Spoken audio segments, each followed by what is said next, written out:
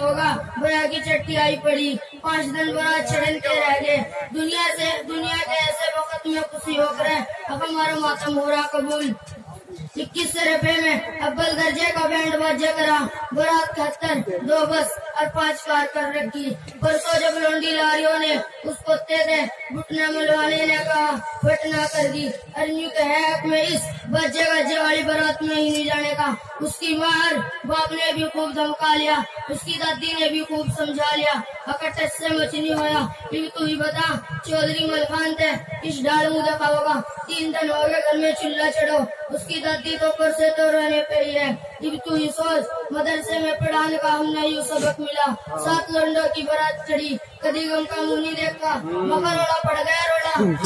बारात न चढ़ी तो मेरी इज्जत फाकू में मिल जाएगी चौधरीओ तुम भी बताओ और क्या मेरी नाक कटेगी रहेगी मैं तो बरादरी में मुँह दबाने जोगा और बोलना जोगा भी नहीं रहने का चौधरी सरफो याद तूने बहुत दुख की बात सुनाई भले ये इस पोते ने क्या नाम उसका मैं भी समझा के देख लूं नाम तो उसकी दादी ने उसका नजरा धरा था अगर जब तक मदरसे में पढ़ने लगा मुझे शाह नजर क्या करो नजरे ओ नजरे अरे यही तेरा बाबा कबूल बुला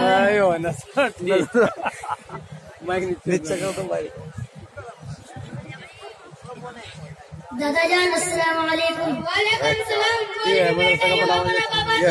राज कर रखा 3 दिन हो गए सुना अंजल करो जी लगा के यूं तेरा बया करना चाहे लाखों रुपए हमसे पहले उसने खर्च कर दिए अब तक क़यामत तो के हक में बारात में नहीं जाने का बेटे अगर तू इस बया में ना गया तो उसकी नाक तो जड़ते ही कटेगी उसकी रसोई सारी रसोई पूरे काम की रसोई है। दादा जान खुदा का शुक्र है कि उसने हमें और आपको मुसलमानों के यहाँ पैदा किया। एक वक्त था कि दुनिया में जाहिलियत और तारीकी का दौरा था लोग खुदा को और इंसानियत को भूले हुए थे अपनी बेटियों को जमीन में जिंदा दफन कर दिया करते थे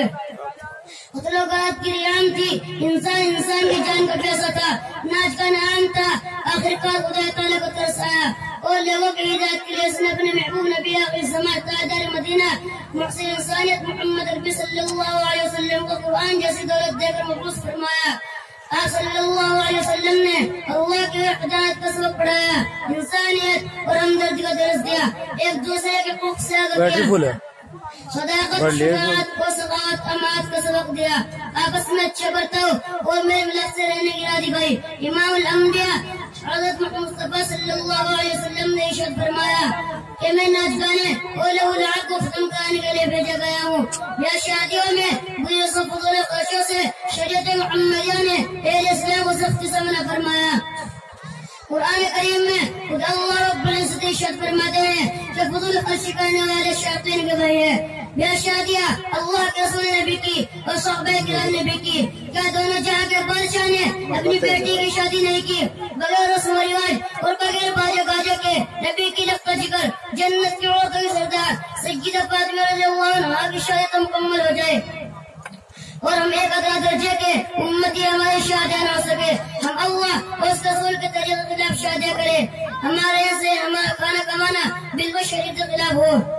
हमारे घरों में से नमाजों के जनाजे निकले हमारे घरों से बुलंद शरीफ की नाचगाना की आवाज़ें आई और फिर भी हम दावा करें महबूब रब्बुल आलमीन से मोहब्बत का। वो जमाने में मुअज़्ज़ज़ थे मुसलमान होकर